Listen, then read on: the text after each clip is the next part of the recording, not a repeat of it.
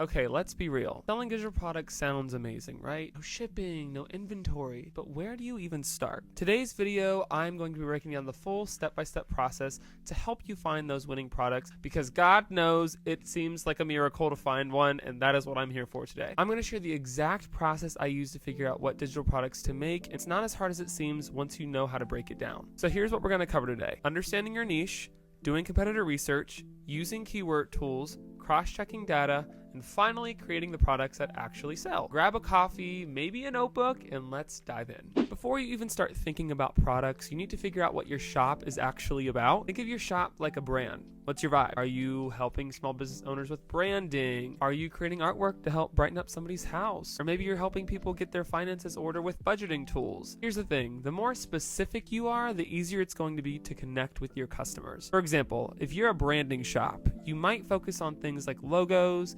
business card templates, and social media graphics. That's your lane. When you try to sell a little bit of everything, like branding templates and budgeting tools and wedding invites, it just gets messy. Customers don't really know what you're about, and honestly, it's harder for you to stand out. Take some time to think, all right? What's your niche? Who's your ideal customer?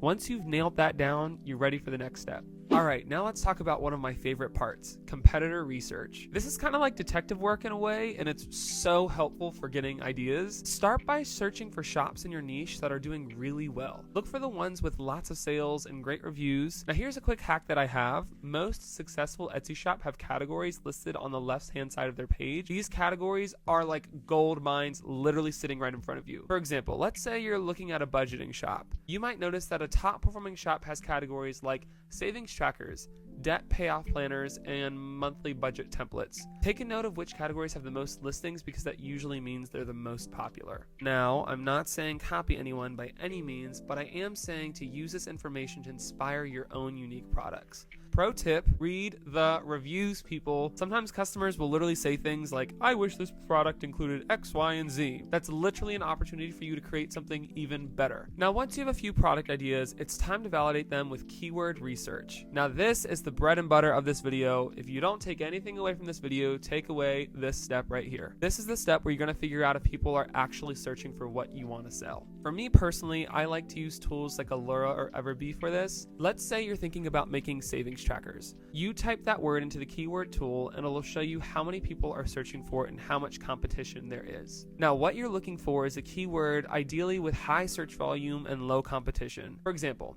if savings tracker printable has thousands of searches per month but only a handful of competitors, you've probably found yourself a winner right there. Also, please make sure to pay attention to related keywords that pop up. Sometimes you'll even discover something even better, like maybe budgeting bundle or debt snowball worksheet has even more potential than the keyword that you found prior. So you really need to make sure you're taking your time with this step, because it's literally, in my opinion, the most important part of this process. Now, once I have a list of potential keywords, I like to double check everything using multiple tools, and this is where Everbee comes into play for me. So usually I'll plug in the same keywords I found from Allura or ChatGPT to make sure the data matches up. Everbee is literally amazing because it gives you extra details like how many monthly searches the product gets, how much it's making in revenue, and how many favorites it has, and so on and so forth, and it really just lets you know what's working. If the numbers look good on both platforms, then I know I'm on track, and I know that I can officially add that keyword to my arsenal. Now, if something seems off, like one tool says the keyword's amazing, but another says it's super competitive,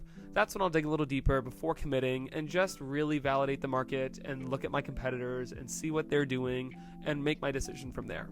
And I know you might be like, "Nathan, this sounds like so much work," but trust me, it's so worth it.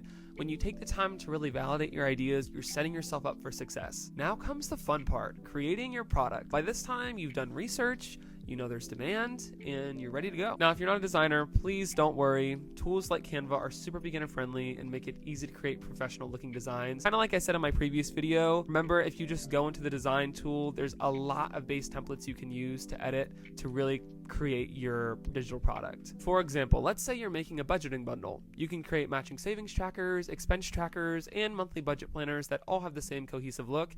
Canva literally is just so easy to use. I cannot explain that enough. You really probably just need one solid YouTube tutorial just to teach you how to do the basics, and you're off to the races. I promise it is not a hard tool to use. Another tip, make sure your product listing obviously stands out. That means using bright, clear images that showcase what's included, add a detailed description, description, highlight the benefits, like how your product will save people time and make their life easier. Like I said, I made a whole video like this last week, so just go and check that out, and that goes more into detail on how to list your product, but this video is more focused on research. And remember, at the end of the day, it's okay to start small. You don't need 50 listings right away. Start with a few solid products, test the waters, and then build from there. The Etsy market is always changing, so don't be afraid to tweak your strategy as you go. Keep an eye on trends, experiment with new ideas, and always listen to your customers. And that's my full process for finding the digital products I like to sell. From defining my niche to creating products that people actually want to buy, these steps have literally saved me so much time, and they've helped me so much, and I hope they help you as well. If you found this video helpful, please don't forget to like and subscribe, hit the thumbs up, and comment below if you're excited to use these tips, and let me know some feedback you guys have in the comments, and I will see you guys in the next one. Bye.